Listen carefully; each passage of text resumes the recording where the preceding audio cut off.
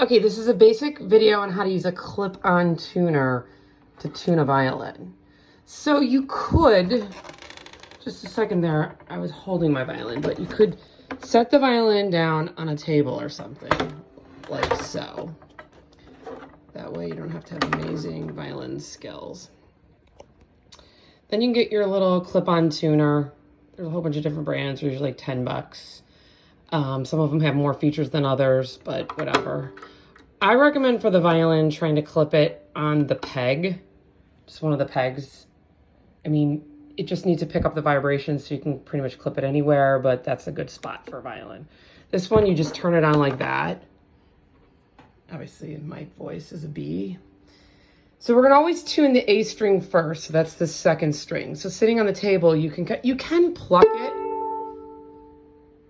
but it's harder to get a sustained tone.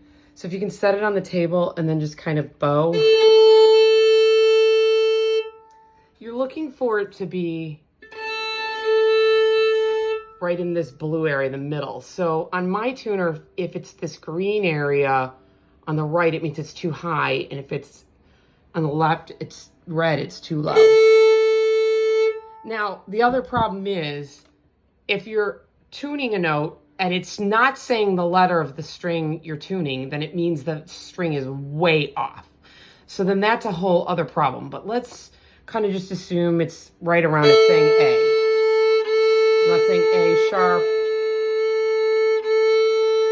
A flat, or anything else. So according to this tuner, I'm just a tiny bit too sharp, high. So to go higher is clockwise. Ignore the cat hair on my violin. And to go lower is counterclockwise with these fine tuners. So it was a little bit too high, so I'm going to turn it a little bit counterclockwise, and let's see. Now it's almost a little too low. So I did it too much, and I did like 2 turns. So 2 turns was too much. Okay, that's perfect. So you're going to do it in this order. You're going to go A, D, G, and E. Now, if the tuner, let me just hypothetically, I'm going to make it really out of tune on my A. So I just turned the peg over there. And now, if you're playing, see it says G? That means G comes before A. That means it's a whole note too low. These little fine tuners are only going to turn it a little bit. So then what you're going to have to do, let's see if I can manage this, set my phone up, manage this, let's see if you can see this. Okay,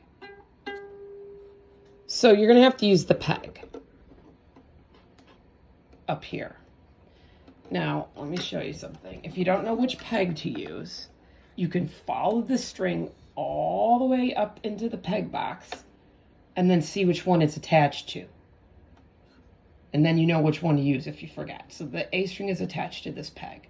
So if you turn it away from you, it's going to make it higher. It's going to make it tighter. If you turn it towards you, it's going to make it lower. You don't want to turn it that much. The other thing is you're going to want to kind of hold it on the opposite side to support it, because you're going to have to push the peg in a little bit to keep it stuck. It's just kind of wedged in there. So it was way too low. So I'm going to hold it like this and turn it a little. See how that's all I did? I can tell you right now, I can tell by using my ear that it's not high enough yet. But what you would do is I took the clip off just for the ease of the camera, but there we go. See, it's still too low. It's saying G sharp. G sharp is still lower than A. So I'm going to take it again. See, I can. And turn it the tiniest bit.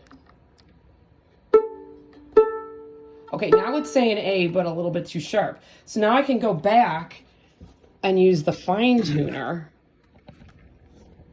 down here and turn it the tiniest bit. Let's see.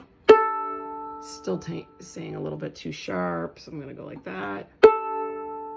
Now it's too flat. I mean, you can pluck.